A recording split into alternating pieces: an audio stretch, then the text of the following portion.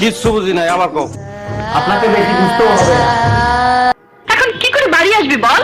শহরে 72 ঘন্টা হরতাল চলছে। ও ও এখন যে কি করি? তুমি একদমই টেনশন করো না। শেষ, আমাকে তো এখান থেকে যেতেই হবে। অতি সাধারণ ভাবে চলি, কেউ দেখলে বুঝবই না যে আমি কোটি কোটি টাকা। ও আচ্ছা, মনে হয় ভেজাল হবে। কিচ্ছু ভেজাল হবে না।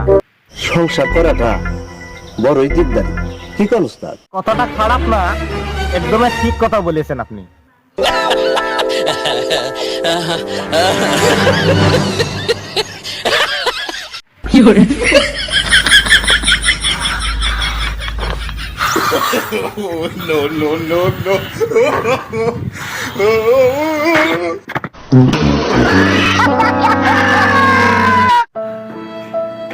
কাজে আমাকে যেতেই হবে।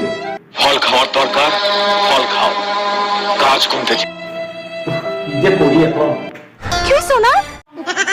কই, আমার তো কিছু হয়নি।